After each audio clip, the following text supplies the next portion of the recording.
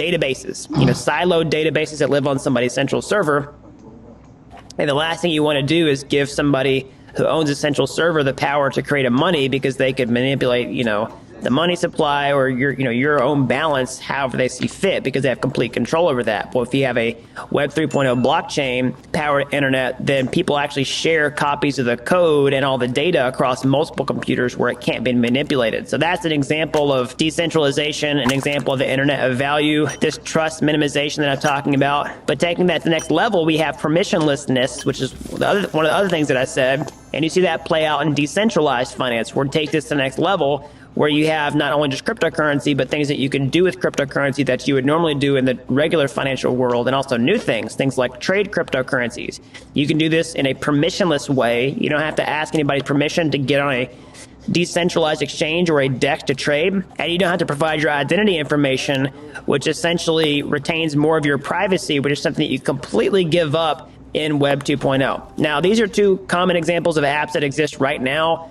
Crypto and DeFi are examples of Web 3.0 use cases, but the possibilities extend way beyond what you can just do with money. And I want to talk about those more, and how this actually turns the business model of the internet upside down, and how it iterates on Web 2.0 and to usher in Web 3.0, what that looks like compared to other previous versions of the internet. So to do that, let's just do a quick recap of all the previous versions of the internet, how they're like one another, how they're different from one another, and then how Web 3.0 comes into the equation. So let's start off with Web 1.0. So Web 1.0 really starts off as the first version of the internet, primarily categorized by just static websites that don't really do very much besides just display information on the page, right?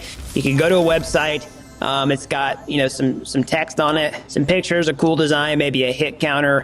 You might be able to email that website around. Maybe that's how you find out about new websites. And we start to see search engines really start to hit the scene. Now transition to more Web 2.0, where you have a much more sophisticated user experience on the internet that creates new possibilities, where you have actual web applications where you're signing up with a username and a password, where you start to be able to actually access the internet on a mobile device. You see social networking start to absolutely explode. E-commerce takes off like a rocket ship, and tons of new business models completely, come onto the scene and change the world really forever. And so as Web 2.0 hits the scene, it really changes how the business models of the internet work. So I want to show you this because this is really important to understand, so that you can, grasp how Web 3.0 changes things.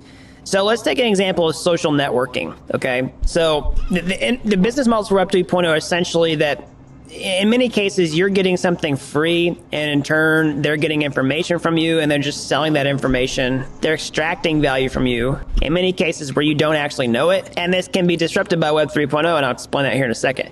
So let's just look at an example of social networking. So we'll take Facebook as an example. So let's say, a user signs up for Facebook, okay? Well, their incentive to do this is so that they can, network with other people, use this really actually amazing application that's taken an insane amount of money to develop and grow to the point that it has today, okay? And the more users that actually use the network, the more valuable it becomes. But Facebook's got to pay the bills somehow. And so how do they do it if you're largely using the application for free? Well, it's because they, are monetizing your information. So basically, whenever you sign up for Facebook, you give them a username and password. They track you everywhere online. So you get a cookie back on your computer. So anytime that, you visit an e-commerce website, you visit a news website, all your browsing history, they're basically, capturing all that data with a website, because all these websites also have Facebook pixels installed on their sites, because their incentive is they actually want to pay to run ads so they can get their customers back off Facebook, all right, back onto their websites. And so you're tracked pretty much everywhere online. And so, at the end of the day, Facebook knows a lot about you based upon all your browsing history. And they're getting more and more sophisticated as time goes on at actually generating more insights about you that you don't even realize that you're giving to them. And they're making an absolute killing, all right, off of you, because they're selling this information to advertisers who want to spend on their platform, and also probably selling it to people off their platform as well. And that right there is one of the most popular, business models for Web 2.0 as it exists today. Give away something for free in turn for information. And in many cases, people who are, charging money for services in Web 2.0 models are also collecting information, because why wouldn't they do that anyway? People are clearly fine with it. We'll just make extra money that way too. So the problem with this business model is very extractive. It just takes something from your users. You're giving them some value by giving them the product for free, but you're just making an absolute killing off of them without any money really going back to the users for using it. Web 3.0 can be different in the sense where, as users use the thing itself, then they can reap the monetary benefits for doing so. And they actually, are incentivized to help grow the networks, because as the networks gain more network effect, the more people use it, the more valuable the protocols and applications become, and they're financially rewarded for doing this. And then the people that they help bring into the network are also financially rewarded for doing this. This is positive sum, and it really benefits everybody, who's a part of this. I mean, that's fundamentally how every single token-based community works in cryptocurrency right now. The more people hold this token, the more valuable it can become, and the people who are, really strong in that community are financially rewarded for bringing more people in, and those people can also be financially rewarded too.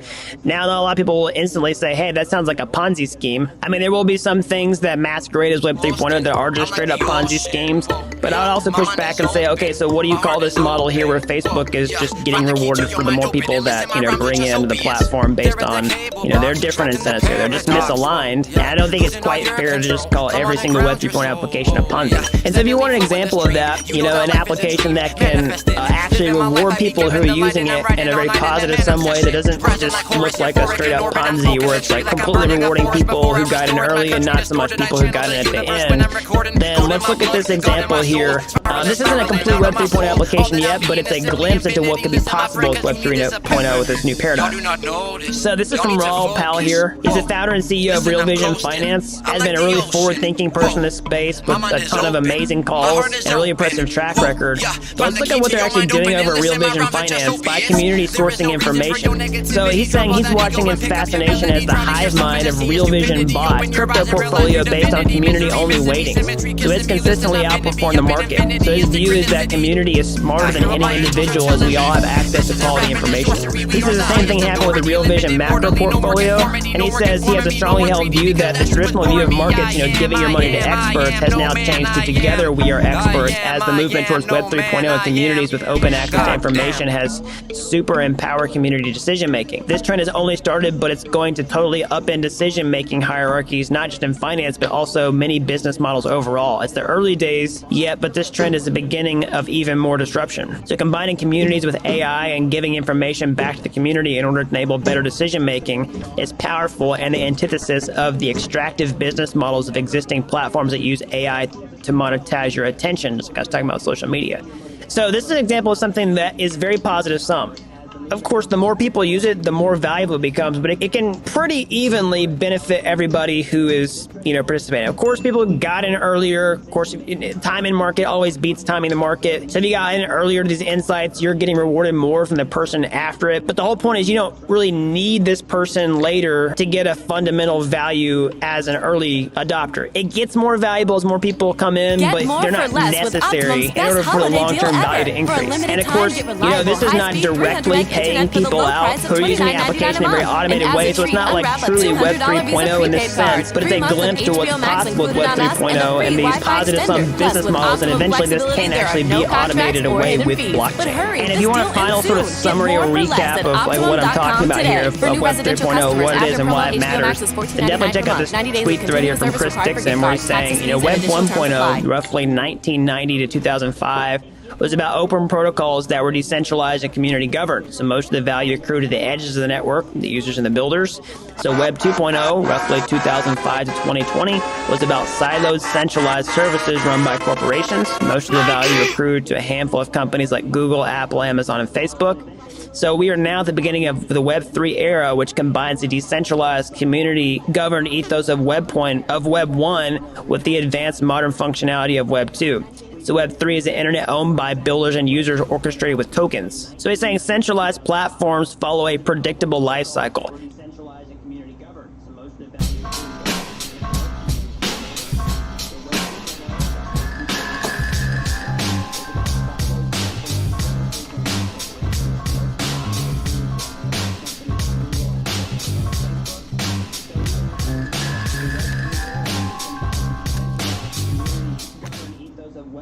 of Web 1 with the advanced modern functionality of Web 2. So Web 3 is the internet owned by builders and users orchestrated with tokens.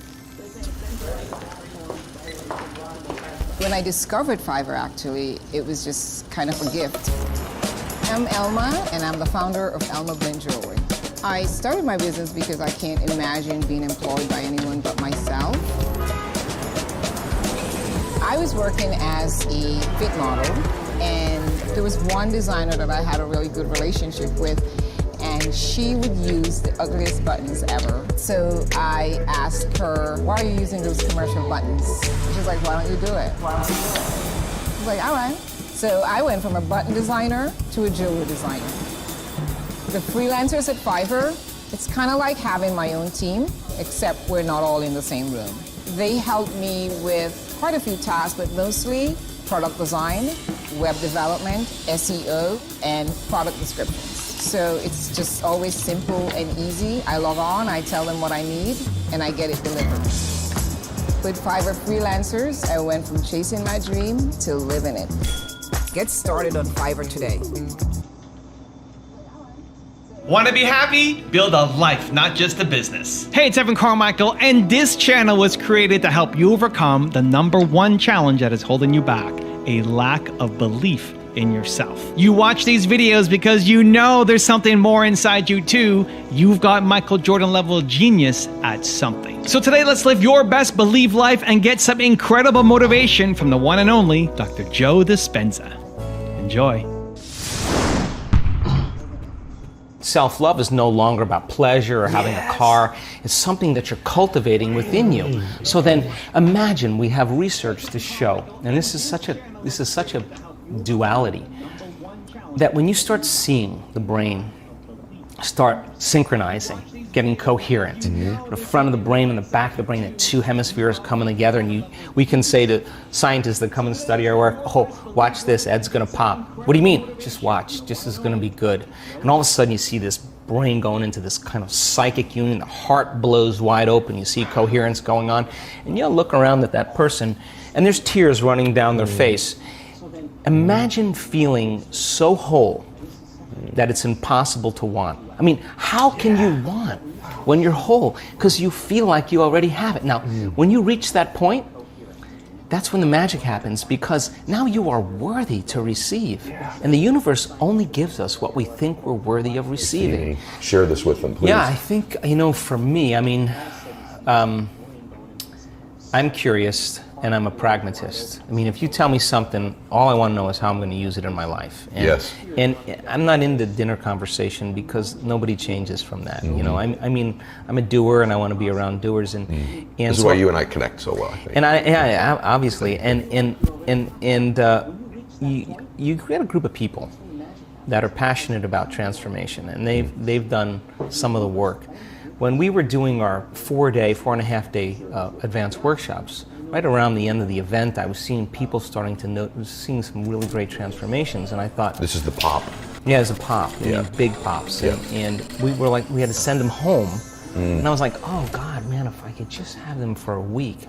So we created these week-long events where people retreat from their lives. Okay. And they remove the constant stimulation in their external environment that reminds them of who they think they are as a personality. Yes. They separate themselves from the people they know and the places they go and the things that they do at a certain amount of time in their routine, mundane life. So we'll bridge a little quantum physics, a little neuroscience, a little endocrinology, a little epigenetics, psychoneuroimmunology. Those are all sciences about possibility.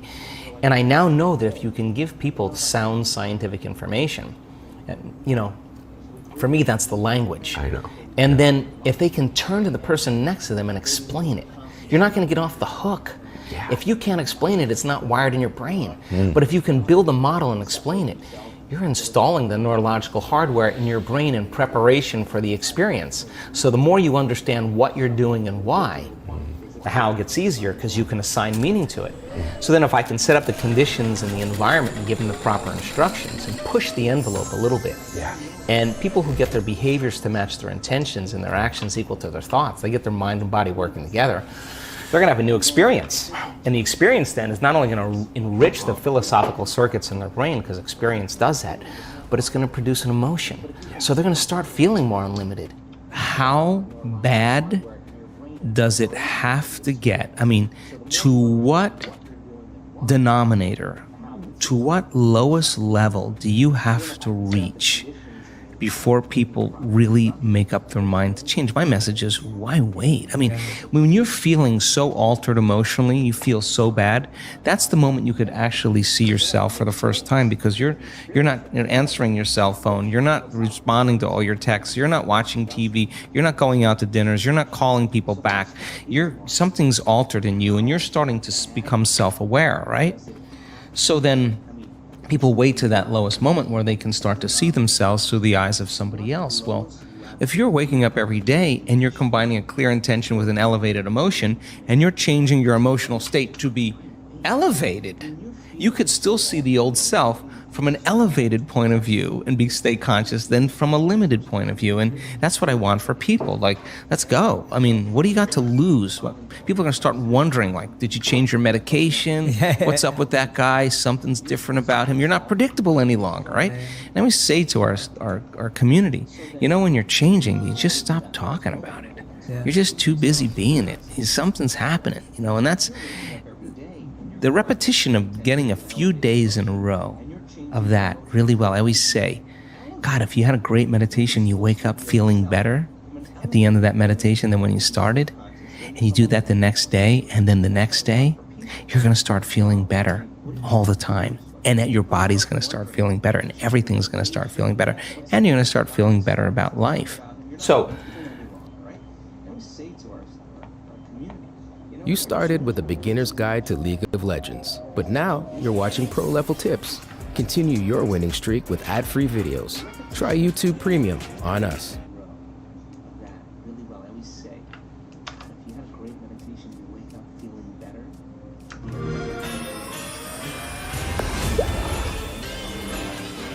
Here goes nothing.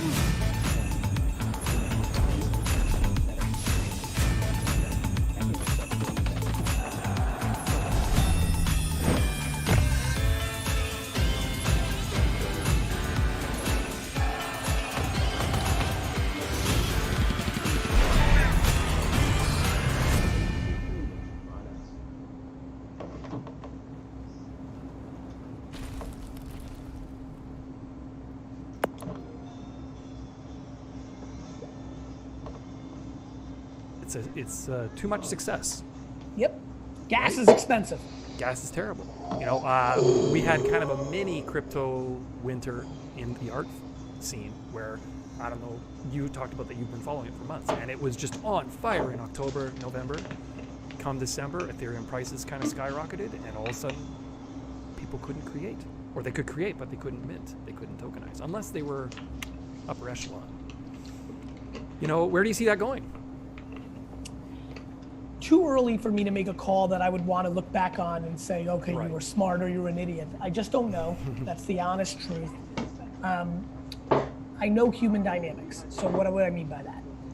I know that there's an incredible amount of people that are building on top of Ethereum, that the network is so vast, that the stakes are so collectively high, that people that are dramatically more technically skilled than I are tackling it at ferocious levels. Now, I do think that people are naive a little bit with L2 and all that. Like, I think there is some naivete, because when you want it to happen, I'm thinking a lot about the burning and wrapping of tokens. Listen, I would never have bought CryptoPunks if I didn't know what wrapping was. Right. Because I would have been too scared. Our comfy chair. They're very different technologies, but there was 2 chairs for 2 guests, but no guests right now.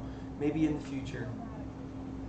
How's everybody doing? I gotta give a shout out. So many things have happened, so many exciting things, so much to update the community on. Number one, we're officially Twitch affiliates, people. It's official news. We've risen to a new level of greatness. This includes customized emojis, which I have included. Apparently it doesn't include a clear view. My camera has been a little wonky. And with that said, we actually got our very first, that's right, our very first subscriber to the channel. Special shout out to Inna DCL.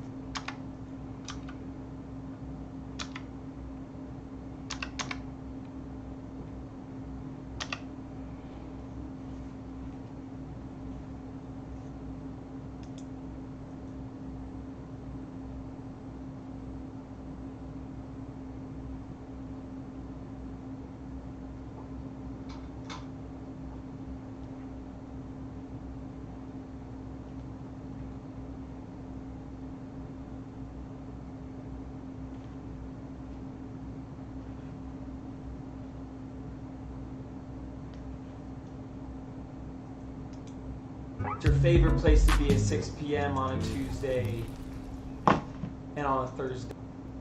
It's the Decentraland. Brother, I'm truly glad to be a fuck up, cause right now I'm down, so homie, what's up? The stories you've heard, they don't tell the whole truth. We can pretend no longer. This corruption must be stopped. I will say a prayer for the souls of your crew.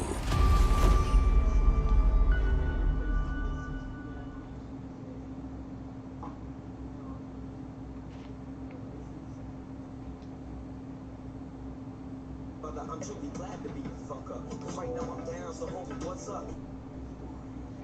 I know I didn't grow to get here by being stuck up. Damn! For copyright reasons, I can't play the song that I wanted to play, but a few moments later. Dun dun dun dun dun dun dun dun.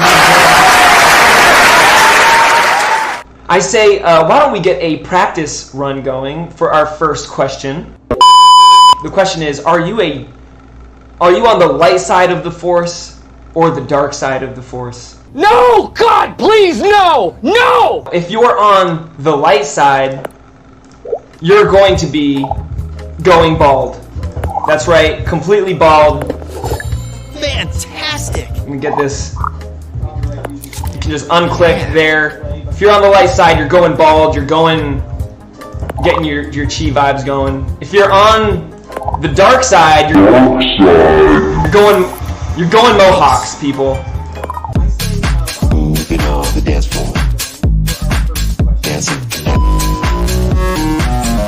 We got a lot of the dark side here with us today, folks. I am Darth Kevinator. If we can get Drake here and do like a Drake special here on the Decentraland Report, or maybe some copyright reasons I can't play the song that I wanted to play, but a few moments later. Dun dun dun dun dun dun dun dun. I say, why don't we get a practice run going for our first question? The question is, are you on the light side of the Force or the dark side of? I am Darth Kevinator. If we can get Drake to fit here and do like a Drake special here on the Decentraland Report, or maybe some copyright reasons I can't play the song that I wanted to play, but a few moments later. dun dun dun dun dun dun. I say, why don't we get a practice run going for our first question? The question is, are you on the light side of the Force or the dark side of?